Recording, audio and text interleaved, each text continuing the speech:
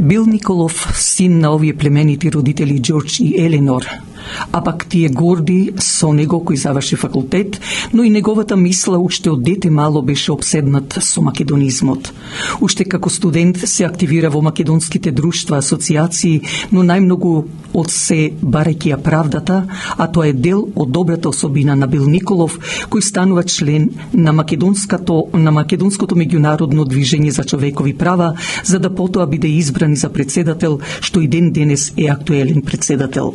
Бил Николов со неговата управа, не можејќи да ги согледуваат неправдите врз македонците во егејскиот и пиринскиот дел на Македонија, решија со помош на богати македонци фирми да ги помогнат партиите како што е Виножито во егејскиот дел на Македонија, Омо и Линден Пирин во пиринскиот дел, кои исто така издават и билтени весници, а исто така и на партиите и весникот во Мала Преспа во што е под Албанија, па дури на македонците со исламска вероисповест од Голо брдо и гора.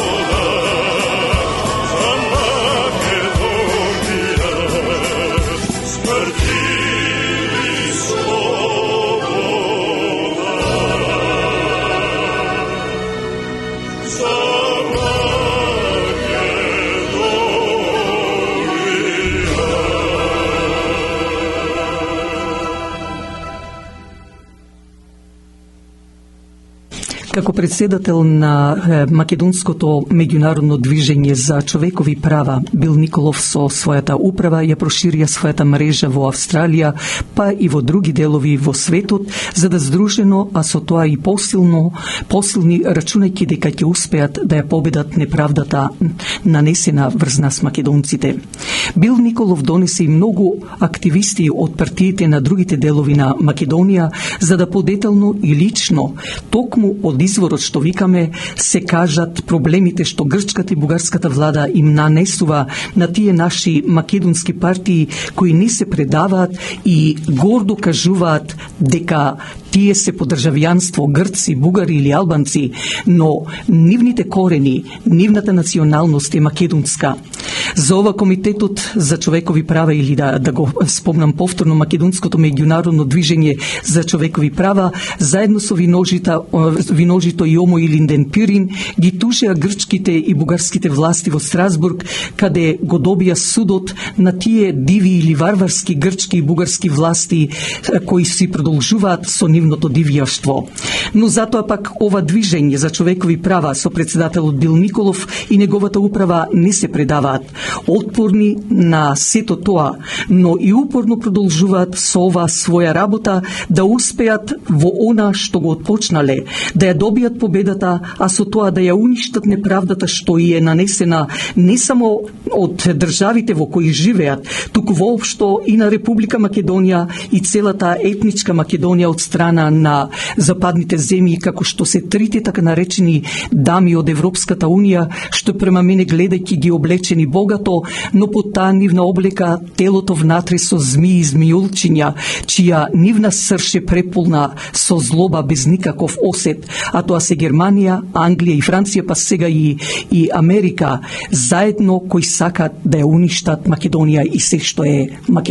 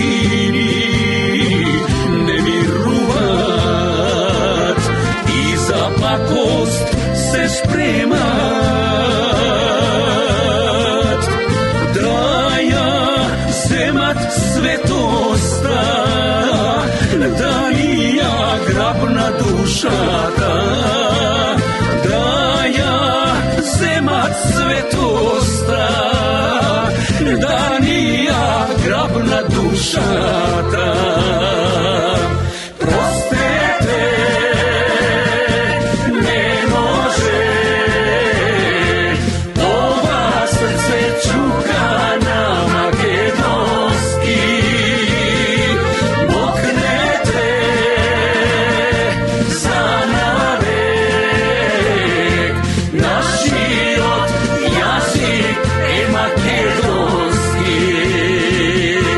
proste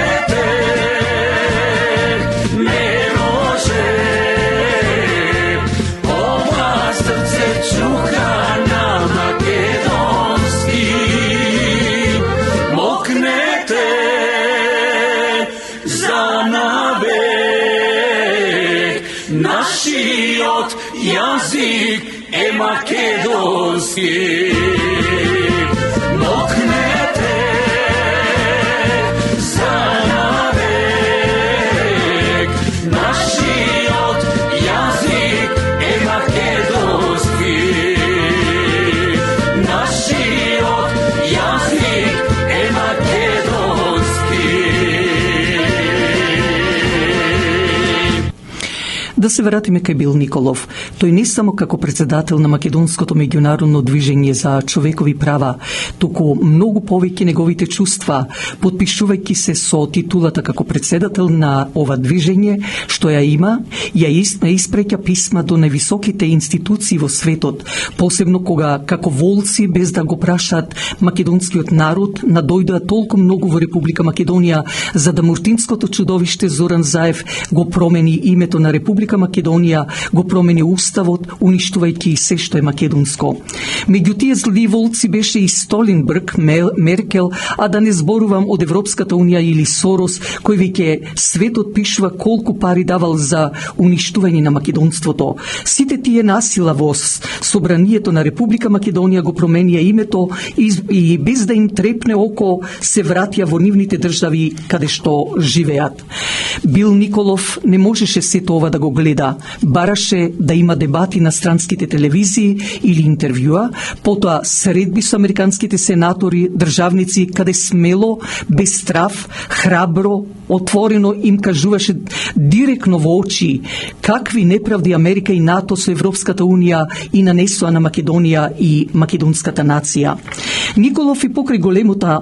деловна обврска, но и фамилијата сопругата Кети со двајцата негови синови близнаци никако не се предава. Станува, легнува со мислата или поточно размислувајќи како да се најде решение за спас на се што е македонско. Него и неговата управа ништо не го плаши, дури ни заканите, па и некакви си тужби, зашто овие би рекла златни деца на ова движење и понатаму продолжуваат. Веќе пред година дена со помош на македонски, но и странски адвокати повторно тужат во Страсбург за затворените од 27. април 2017 година во Република Македонија, но исто така и за промената на уставното име на Република Македонија, за кое на референдумот во септември истата година со бојкотирањето на македонскиот народ, светот виде дека тој референдум не беше успешен, а со тоа и промената на името, поставување Талат Џафери за председател на собранието илегално,